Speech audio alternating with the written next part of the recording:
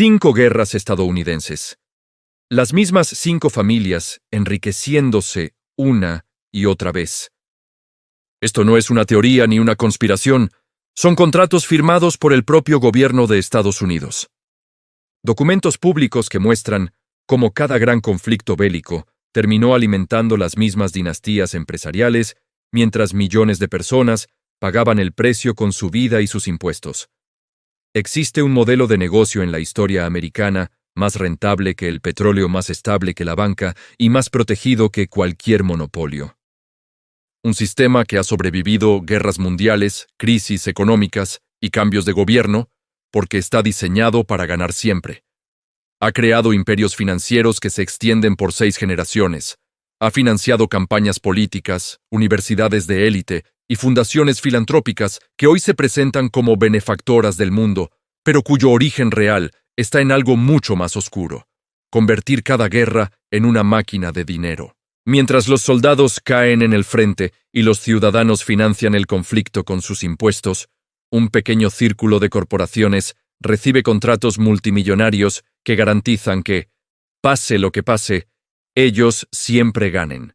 Los números están ahí, los contratos están ahí y el patrón es tan claro que resulta imposible ignorarlo.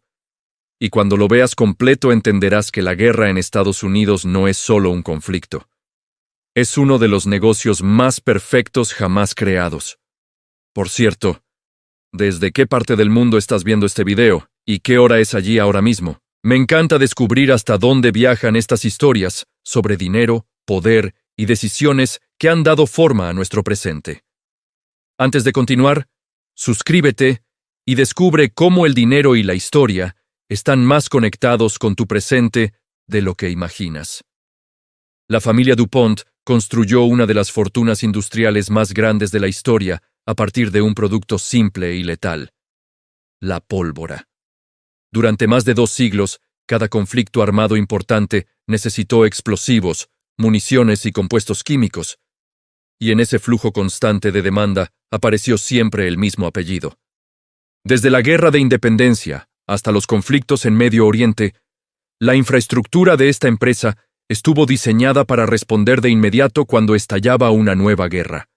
Detrás de cada explosión en el campo de batalla existía una cadena de suministro que comenzaba en sus fábricas. El origen de esta dinastía se remonta a Eleuthère Irénée Dupont, un químico europeo que llegó al continente americano a comienzos del siglo XIX con un conocimiento profundo sobre la fabricación de pólvora. Tras observar una nación joven que acababa de librar una revolución y que avanzaba rápidamente hacia nuevos territorios, identificó una oportunidad clara. La expansión requería abrir caminos, excavar minas, construir infraestructura y sostener ejércitos, y todo eso dependía de explosivos.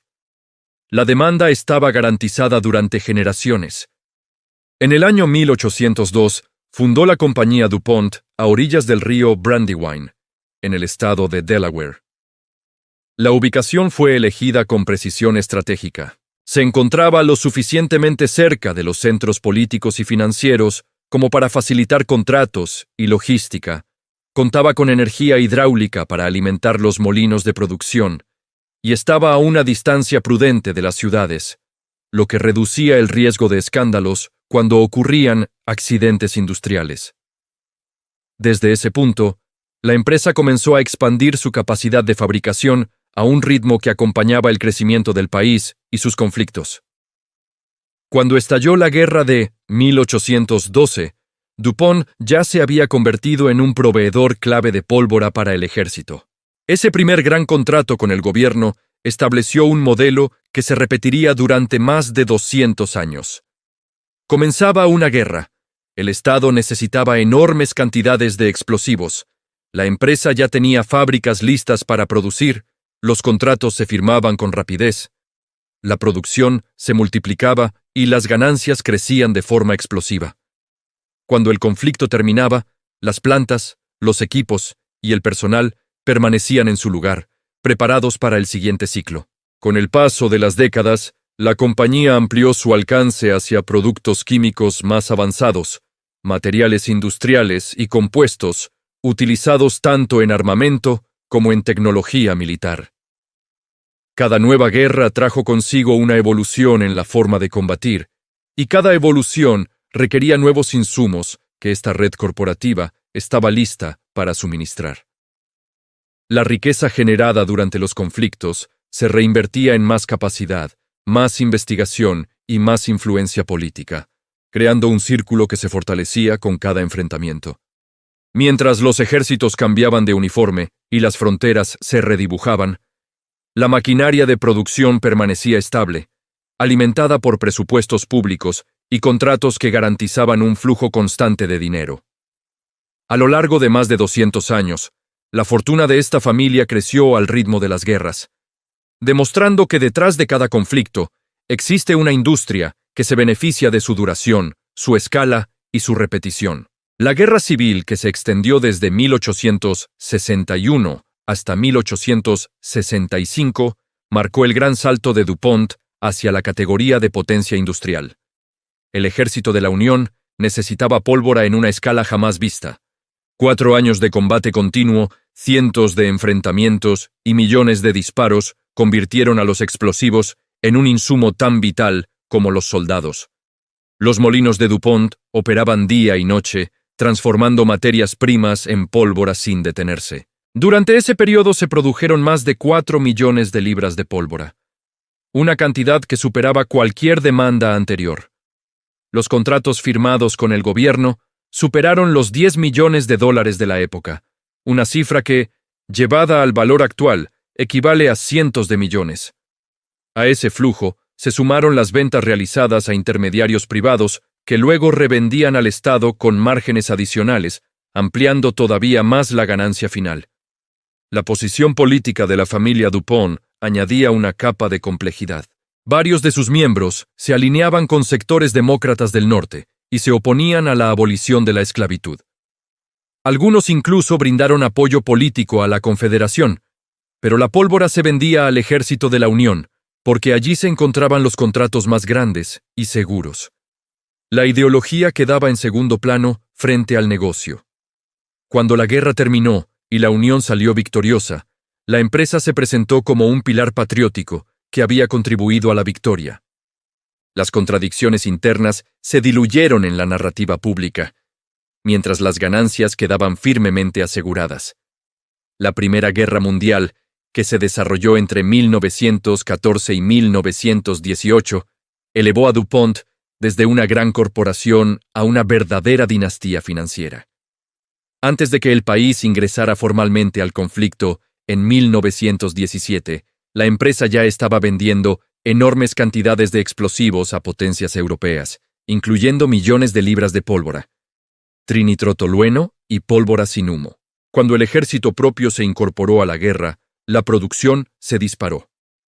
Nuevas plantas fueron construidas, miles de trabajadores contratados y cerca de la mitad de los explosivos utilizados por las fuerzas aliadas provenían de esta red industrial. Las cifras reflejaron ese auge. Las utilidades netas pasaron de alrededor de $5 millones al inicio del conflicto a más de 80 millones al finalizarlo, una multiplicación que, ajustada al valor actual, equivale a miles de millones. En apenas 4 años, la rentabilidad se incrementó de manera explosiva. Ese capital acumulado durante la guerra se convirtió en la base para una expansión hacia químicos, plásticos y materiales sintéticos que dominarían la economía en tiempos de paz. Aún así, el vínculo con el sector militar jamás se interrumpió. La Segunda Guerra Mundial trajo otro ciclo de crecimiento. DuPont volvió a ser un proveedor central de explosivos y además suministró nylon para paracaídas, cuerdas y otros materiales esenciales para las operaciones aéreas. La empresa también estuvo involucrada en el proyecto que desarrolló el plutonio utilizado en armas nucleares, operando instalaciones de producción bajo contratos que garantizaban el reembolso total de costos más una ganancia fija. En ese esquema, el riesgo financiero recaía por completo en el Estado, mientras la rentabilidad quedaba asegurada para la corporación. Con los conflictos posteriores en la península coreana, el sudeste asiático, el Golfo Pérsico y las campañas en Medio Oriente, la cadena de suministros siguió activa. Aunque algunas divisiones de defensa se separaron y se integraron en otras compañías, la riqueza acumulada permaneció bajo el control de la misma familia. 6 generaciones después de su fundador, los herederos continúan viviendo de una fortuna construida originalmente sobre pólvora y contratos de guerra.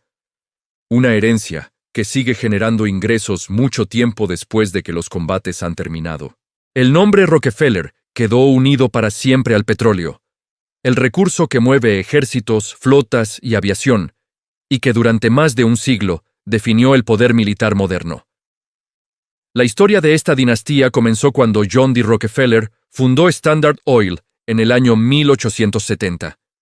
En apenas una década, la empresa había absorbido o eliminado a casi todos sus competidores, hasta controlar cerca de 9/10 partes de la capacidad de refinación del continente. Aquello superaba la categoría de gran empresa y se transformaba en una estructura de dominio total sobre el combustible más importante del mundo industrial.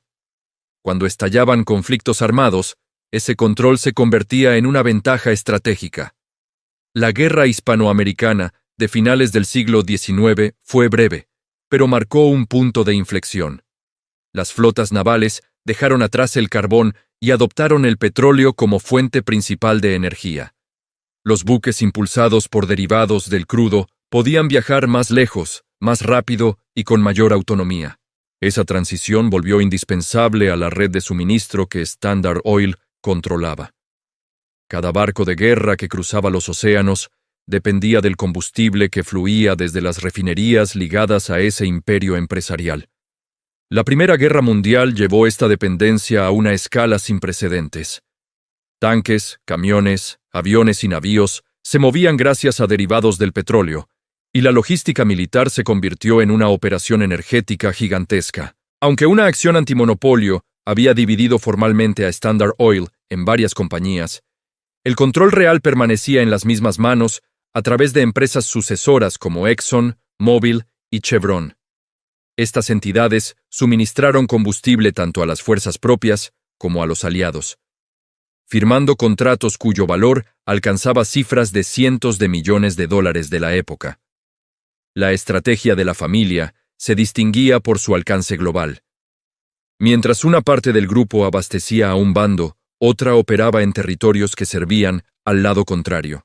Filiales ubicadas en países neutrales mantuvieron el flujo de productos hacia Alemania, incluso cuando el conflicto ya se encontraba en pleno desarrollo. Este entramado corporativo funcionaba dentro de la legalidad, ya que cada empresa se presentaba como una entidad separada, aunque todas respondían al mismo núcleo de intereses. Las ganancias obtenidas de ambos lados del frente elevaron a los Rockefeller a un nivel de riqueza sin precedentes. John D. Rockefeller se convirtió en el primer multimillonario del mundo y la familia extendió su influencia hacia la banca, los bienes raíces y la filantropía. A pesar de esa diversificación, el petróleo siguió siendo la columna vertebral de su poder económico. Durante la Segunda Guerra Mundial, el patrón se repitió. Las empresas sucesoras de Standard Oil obtuvieron contratos exclusivos para abastecer de combustible a las Fuerzas Armadas, bajo esquemas que cubrían costos y garantizaban utilidades. Al mismo tiempo, investigaciones oficiales revelaron que una de estas compañías había compartido patentes de caucho sintético con una firma química alemana, lo que otorgó a ese país acceso a tecnología crítica para su esfuerzo militar. El comité que examinó estos hechos concluyó que dichas prácticas habían perjudicado la campaña bélica, aunque la importancia estratégica del suministro energético llevó a que el caso se cerrara sin consecuencias mayores. Los conflictos posteriores en Asia, Medio Oriente y otras regiones continuaron dependiendo del mismo recurso. Cada despliegue militar requería millones de barriles de combustible. Y las grandes petroleras, heredadas de aquel monopolio original, estuvieron presentes en cada contrato.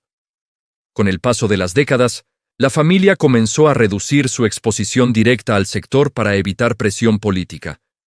Pero la riqueza acumulada ya se había consolidado. Una fortuna construida sobre petróleo quemado en guerras permaneció intacta, sosteniendo el legado de una de las dinastías más influyentes de la era industrial. La dinastía bancaria Morgan construyó su poder a partir de una verdad básica de los conflictos armados. Toda guerra necesita financiamiento. Armas, combustible, transporte y salarios dependen de un flujo constante de dinero, y quienes controlan ese flujo pueden obtener beneficios incluso cuando el resultado militar resulta incierto. A finales del siglo XIX, el banco fundado por John Pierpont Morgan ya se había convertido en la institución financiera más influyente del continente. Su modelo se basaba en prestar a gobiernos que enfrentaban situaciones extremas, sabiendo que en medio de un conflicto, cualquier tasa de interés resulta aceptable cuando la alternativa es la derrota. La guerra que enfrentó a potencias en el Caribe a finales de ese siglo sirvió como primer ensayo de esta relación. El gobierno recurrió a préstamos organizados por Morgan para cubrir gastos militares. Las cifras fueron modestas en comparación con conflictos posteriores, pero el vínculo quedó establecido. El Estado acudía al banco en tiempos de crisis, y el banco aseguraba ingresos estables a través de los intereses. El verdadero punto de inflexión llegó con la Gran Guerra que comenzó en Europa a comienzos del siglo XX. Mientras el continente se sumergía en el conflicto, el sistema bancario liderado por Morgan extendió créditos gigantescos a gobiernos europeos. Entre el inicio de la guerra y la entrada formal del país en el conflicto, los préstamos superaron los $2.000 millones de la época. Una suma que en valores actuales equivale a decenas de miles de millones. Ese dinero fue utilizado para adquirir armas, alimentos y suministros, muchos de ellos producidos por empresas del mismo entorno económico. El capital salía de los bancos, regresaba en forma de pagos a compañías proveedoras y terminaba nuevamente bajo control financiero, creando un circuito cerrado de beneficios. Este entramado convirtió la neutralidad en una posición insostenible. A medida que las deudas crecían, una derrota de los gobiernos europeos habría significado impagos masivos que amenazaban la estabilidad del sistema financiero. Cuando el poder político decidió intervenir militarmente, el trasfondo económico ya había creado una dependencia profunda entre el resultado de la guerra y la salud de los bancos. Al finalizar el conflicto, el ciclo se repitió bajo una nueva forma. Las potencias vencedoras exigieron reparaciones, y el país derrotado necesitó préstamos para pagarlas. Esos fondos provenían de los mismos bancos que luego cobraban a los gobiernos receptores. Planes de refinanciación estructurados en la década siguiente reorganizaron miles de millones en deuda de guerra, y cada transacción generó comisiones para las instituciones que actuaban como intermediarias. Durante la siguiente guerra mundial, el patrón volvió a manifestarse. Antes de la entrada formal en el conflicto, el sistema financiero proporcionó crédito para compras de armamento y suministros. Una vez que la guerra se volvió total, el Estado emitió grandes volúmenes de deuda para financiar el esfuerzo bélico, y los bancos vinculados a Morgan participaron en su colocación, obteniendo tarifas por cada operación. Cuando llegó el momento de la reconstrucción, los flujos de capital para levantar economías devastadas pasaron nuevamente por las mismas redes financieras. Los enfrentamientos posteriores en Asia y otras regiones continuaron dependiendo de ese mecanismo. Cada guerra implicó nuevos bonos, nuevos préstamos y nuevas líneas de crédito para contratistas militares, todos gestionados por un sistema bancario que había perfeccionado el arte de obtener ingresos a partir de la deuda pública.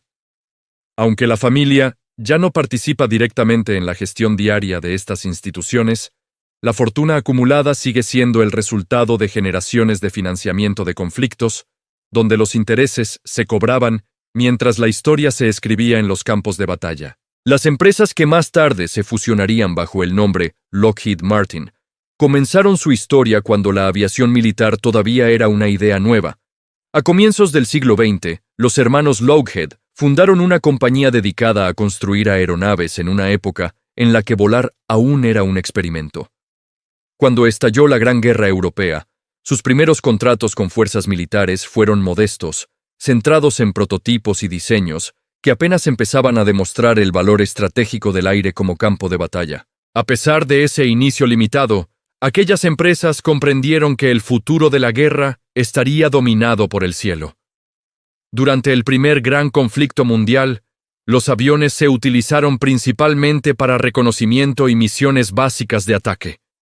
Aunque su papel fue reducido en comparación con épocas posteriores, el potencial quedó expuesto ante los mandos militares. Al terminar la guerra, muchos fabricantes de aeronaves desaparecieron por la falta de pedidos, pero la compañía, que luego sería Lockheed, se mantuvo activa produciendo aviones civiles y preservando sus vínculos con las Fuerzas Armadas, esperando el siguiente ciclo de demanda. La Segunda Guerra Mundial cambió por completo la escala del negocio. El dominio aéreo se volvió esencial para cualquier ejército moderno. Cazas, bombarderos y aviones de transporte se convirtieron en herramientas decisivas, y la producción industrial alcanzó niveles sin precedentes. Lockheed fabricó el caza conocido como Lightning y el bombardero Hudson en volúmenes que superaron las decenas de miles de unidades combinadas, asegurando contratos que generaron cifras de cientos de millones de dólares para la empresa. Más allá de la ingeniería, la verdadera innovación fue política. La compañía comenzó a integrar a antiguos oficiales militares en puestos ejecutivos y a distribuir sus plantas de producción en regiones donde los representantes legislativos dependían del empleo industrial para mantener su apoyo electoral. De ese modo, cada contrato se convertía también en un asunto político, ya que miles de puestos de trabajo quedaban ligados a la continuidad de los programas militares. Con el inicio de la confrontación global conocida como Guerra Fría, el flujo de dinero se mantuvo constante. Aviones de reconocimiento de gran altitud, aeronaves de carga pesada y plataformas estratégicas surgieron uno tras otro, cada uno acompañado de nuevos contratos. La metodología se repitió una y otra vez. Los proyectos se ofertaban con costos iniciales atractivos, los contratos se firmaban. Y una vez iniciada la producción, los gastos aumentaban por la complejidad técnica, lo que obligaba al Estado a aportar más fondos para evitar cancelar sistemas ya avanzados. El caso del avión de transporte Galaxy ilustra este mecanismo. El contrato inicial se firmó a mediados de la década de 1960 por una suma cercana a $2.000 millones.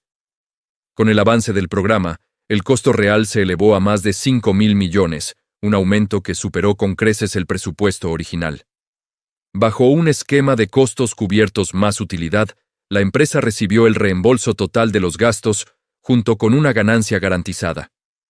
La cancelación habría significado aceptar públicamente una pérdida masiva de recursos, así que el proyecto continuó y los pagos siguieron fluyendo. Mientras tanto, miles de trabajadores en una región clave dependían de esa fábrica para su sustento, lo que aseguraba el respaldo político necesario para aprobar cada ampliación presupuestaria.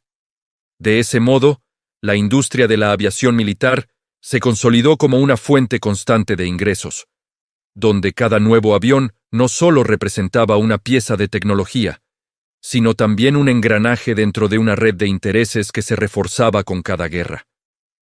Los conflictos en el sudeste asiático, en Medio Oriente y en Asia Central consolidaron a Lockheed como una pieza central del engranaje militar. Cada guerra implicó nuevos pedidos de aviones, misiles y sistemas de defensa, y cada pedido se tradujo en contratos de largo plazo. Durante la última década del siglo XX, el sector de defensa se concentró en pocas corporaciones gigantes, y en ese proceso, Lockheed se fusionó con Martin Marietta para formar una sola entidad que absorbía décadas de experiencia, patentes y relaciones políticas. Desde ese momento, la empresa se convirtió en el mayor proveedor de armamento y tecnología militar del planeta, con ingresos anuales que superan decenas de miles de millones y una dependencia casi total de contratos estatales. El programa del caza conocido como F-35 representa la culminación de ese modelo.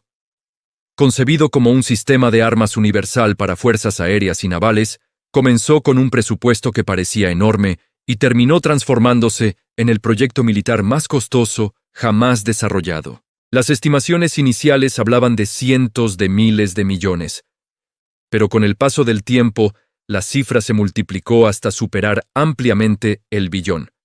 Cada retraso, cada rediseño y cada falla técnica incrementaron el gasto, y bajo los acuerdos firmados, esos aumentos fueron absorbidos por el Estado. Cancelar el programa significaría admitir una pérdida monumental de recursos y poner en riesgo miles de empleos distribuidos en múltiples regiones, lo que convirtió al proyecto en algo políticamente imposible de detener. Aunque la empresa cotiza en mercados financieros y ya no pertenece a una sola familia, el esquema creado durante más de un siglo sigue vigente. Cuando surge un nuevo conflicto, el valor de sus acciones aumenta, los contratos se expanden y los sobrecostos se trasladan al presupuesto público, mientras los beneficios fluyen hacia los inversionistas.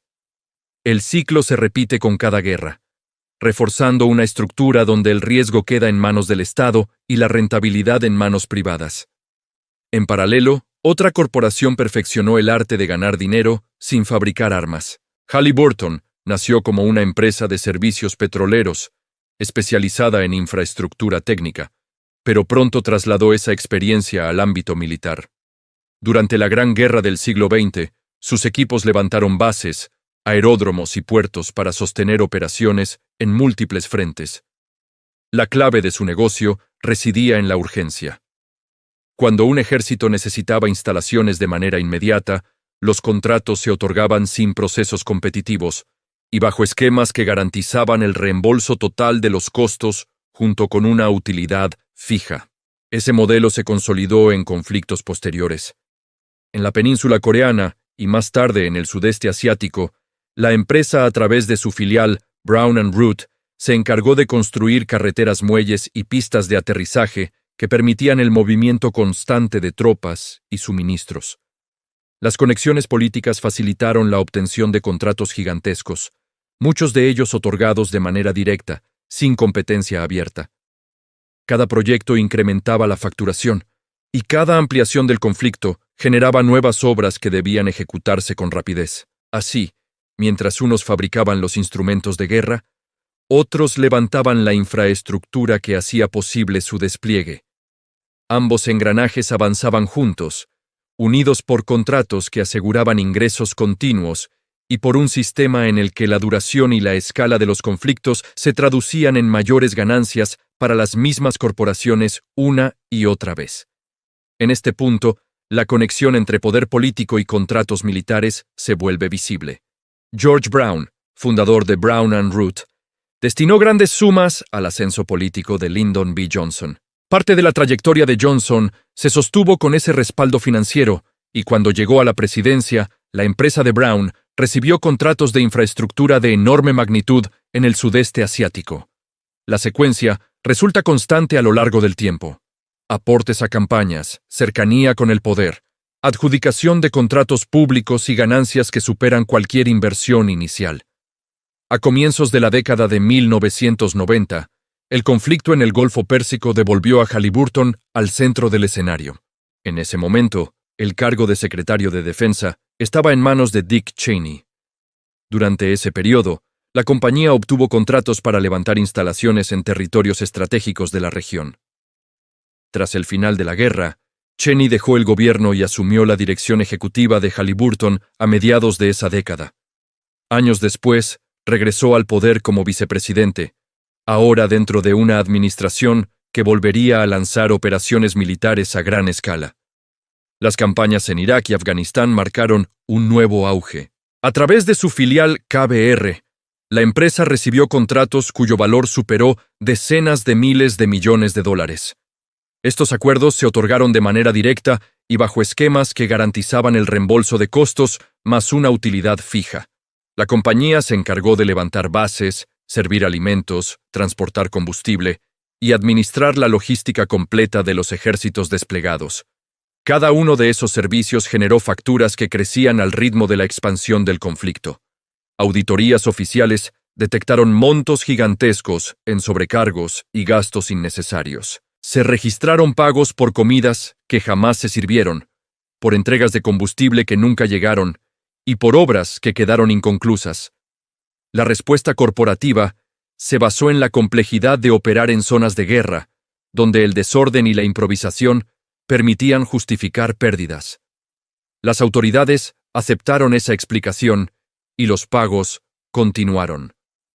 Durante el periodo en que Cheney ocupó la vicepresidencia, se mantuvo formalmente al margen de las decisiones contractuales relacionadas con su antigua empresa. Aún así, los ingresos provenientes del gobierno crecieron de manera explosiva. En pocos años, los contratos se multiplicaron varias veces y el valor de las acciones de la compañía se elevó de forma sostenida. Al abandonar el cargo público, seguía vinculado a la firma a través de opciones accionarias valoradas en millones. El mecanismo se repite con una regularidad precisa.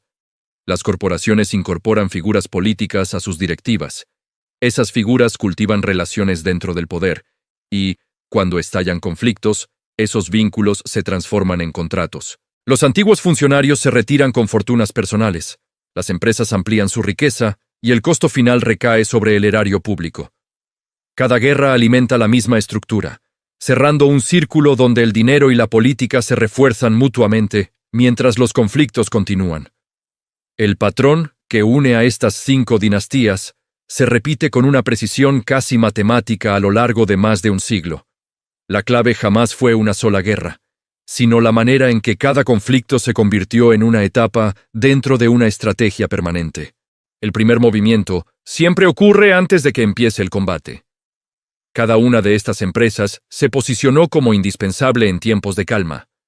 DuPont levantó una capacidad industrial capaz de producir explosivos a gran escala. Rockefeller consolidó el control sobre la refinación de petróleo.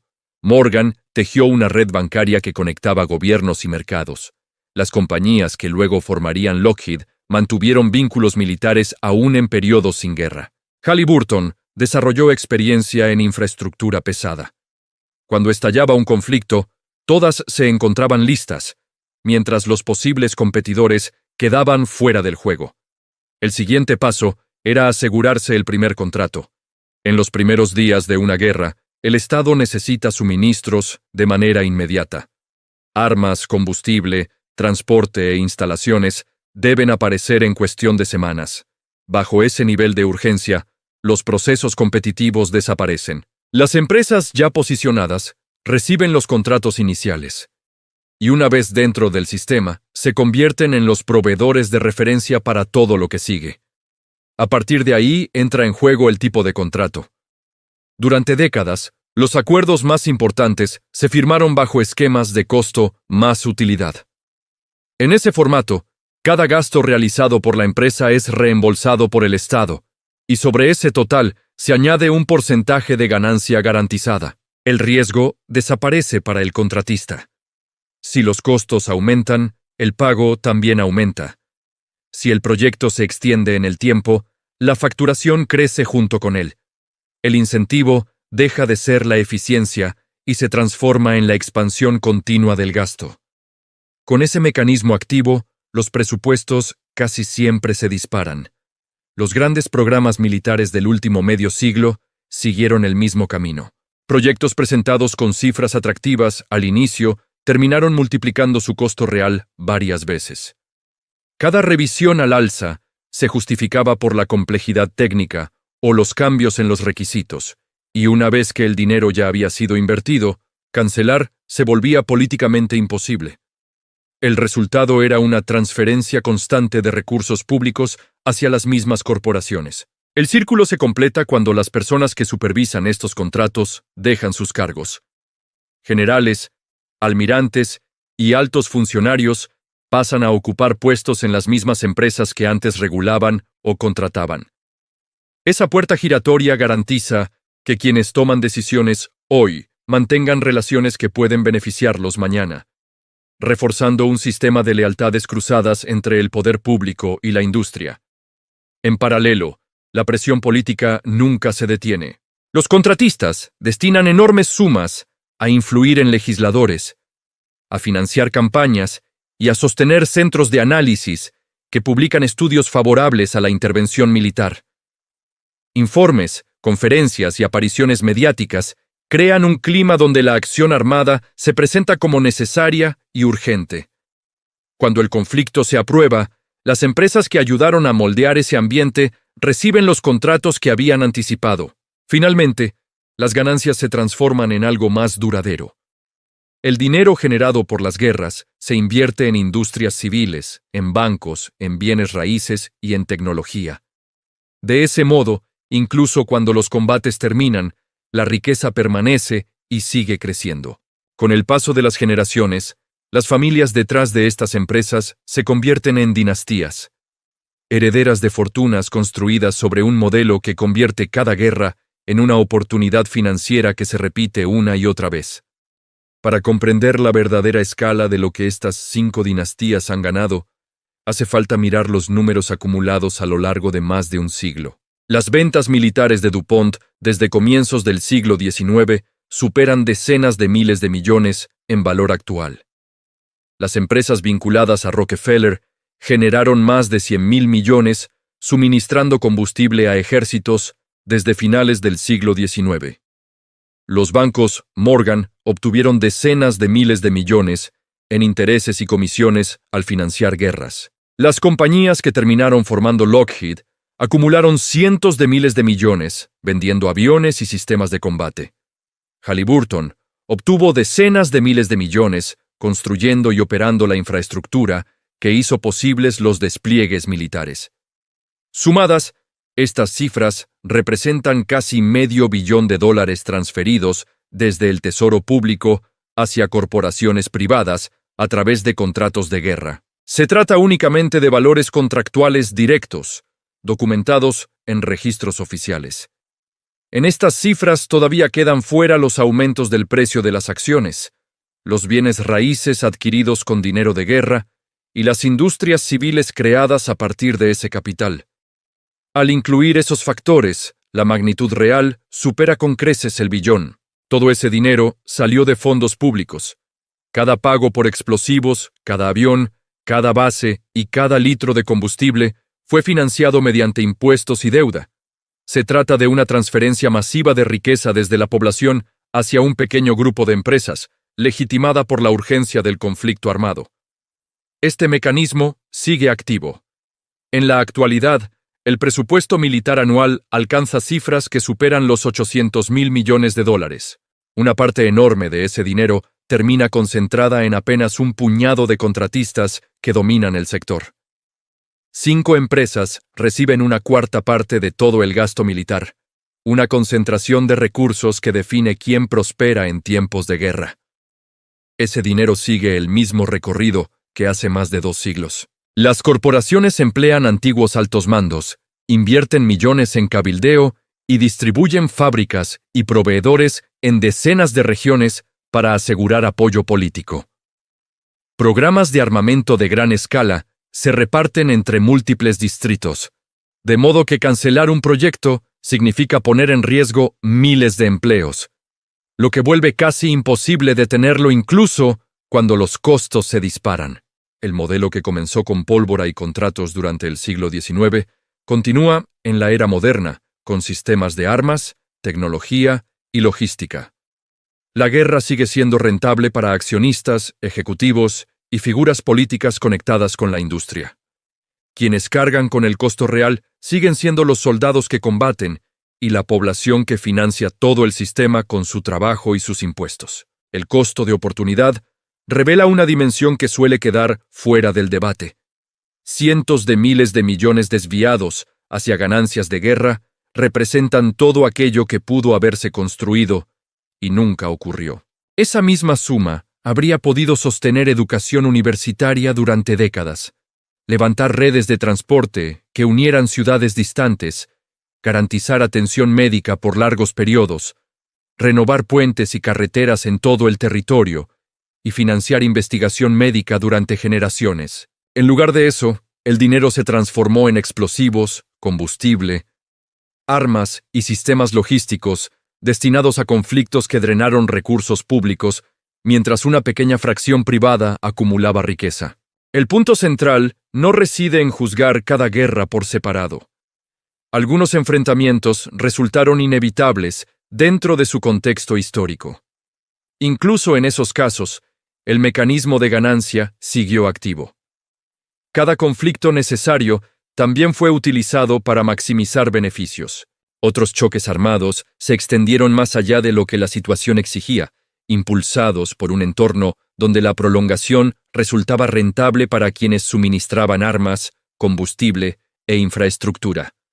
A lo largo de los años, campañas en el sudeste asiático se prolongaron cuando ya existían opciones para cerrarlas. Operaciones en Medio Oriente se justificaron con informes que luego quedaron en duda. Muchos de ellos producidos por centros de análisis financiados por la industria. Ocupaciones que debieron durar poco se extendieron durante décadas, en parte porque la reconstrucción constante generaba flujos de dinero que alimentaban a los mismos contratistas una y otra vez. El incentivo económico convirtió cada mes adicional de conflicto en una nueva línea de ingresos. La pieza final del modelo aparece cuando surgen las investigaciones. A pesar de las pruebas de sobrecargos, prácticas monopólicas y maniobras financieras vinculadas a la guerra, las consecuencias personales casi nunca llegan. Empresas de explosivos fueron examinadas por dominar mercados enteros. Conglomerados energéticos enfrentaron procesos por controlar el suministro. Bancos que financiaron conflictos quedaron bajo escrutinio por especulación. Corporaciones de logística y armamento fueron señaladas por facturar servicios que jamás se prestaron o por pagar sobornos en el extranjero. En cada caso, el resultado siguió un guión parecido. Multas relativamente pequeñas en comparación con las ganancias obtenidas y continuidad de los contratos. Las sanciones se convirtieron en un costo más del negocio. Las cifras pagadas por penalidades representaban una fracción mínima frente a los ingresos acumulados durante años de guerra. Las personas que dirigían estas corporaciones rara vez enfrentaron consecuencias personales, y las empresas continuaron operando como piezas esenciales del sistema. El motivo de esa protección se encuentra en la dependencia estructural. Las Fuerzas Armadas dependen de estos proveedores para funcionar. Los representantes políticos dependen de las fábricas y oficinas que generan empleo en sus regiones. La economía depende de los flujos de dinero que estos contratos mueven. Bajo esas condiciones, las corporaciones se vuelven demasiado importantes para ser confrontadas de forma real. Así, el mismo patrón que comenzó con pólvora, combustible y préstamos hace generaciones, sigue vigente. La guerra crea ingresos, los ingresos compran influencia y la influencia protege a quienes se benefician. Mientras ese círculo permanezca intacto, el costo seguirá recayendo sobre la población que financia el sistema y sobre quienes cargan con el peso de los conflictos. 5 familias, 5 corporaciones y más de 150 años atravesando cada gran conflicto armado. El mecanismo se repite con una regularidad inquietante. Primero llega el posicionamiento antes de la guerra, luego aparecen los contratos iniciales, después los presupuestos se expanden, más tarde, los mismos funcionarios pasan a la industria privada, el cabildeo se intensifica y la ganancia fluye, mientras otras personas ponen el cuerpo en el campo de batalla. Esto pertenece al registro histórico. Los contratos figuran en archivos públicos. Las utilidades aparecen en balances oficiales. El patrón se puede seguir a través de generaciones y continúa activo en el presente. Las cifras actuales muestran que la misma estructura sigue funcionando bajo nuevos nombres y nuevas tecnologías. La pregunta que queda abierta es si alguna vez se romperá este ciclo. La experiencia sugiere que resulta poco probable, porque las corporaciones poseen un peso enorme.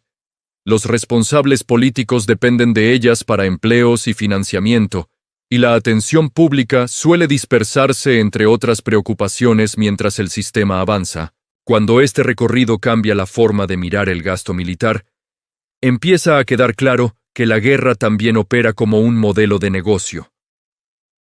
5 familias construyeron fortunas de miles de millones sobre conflictos que costaron millones de vidas. Esa relación entre poder, dinero y violencia explica mucho más de lo que aparece en los discursos oficiales. La invitación a seguir este análisis busca abrir esa puerta. En los programas educativos se suele presentar a estas empresas como símbolos de servicio y patriotismo. Sin embargo, los contratos y los registros financieros cuentan otra historia. Durante más de 150 años, el mismo resultado se repitió una y otra vez.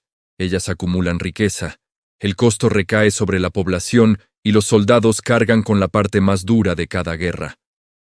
Si este recorrido ayudó a ver el poder desde otro ángulo, entonces el objetivo se ha cumplido. Detrás de cada guerra, detrás de cada discurso y detrás de cada bandera, existe una estructura económica que decide quién gana y quién paga el precio. Entender ese patrón cambia la forma de mirar el mundo y también cambia la forma de entender la historia. Quienes deseen seguir explorando cómo funcionan realmente el dinero, la política y los grandes intereses pueden apoyar este espacio suscribiéndose al canal. Compartir este video permite que más personas accedan a información que rara vez aparece en los libros de texto o en los titulares diarios. Gracias por haber acompañado este análisis hasta el final. Cada reproducción, cada comentario y cada persona que decide mirar más allá de la superficie ayuda a que estas historias sigan saliendo a la luz.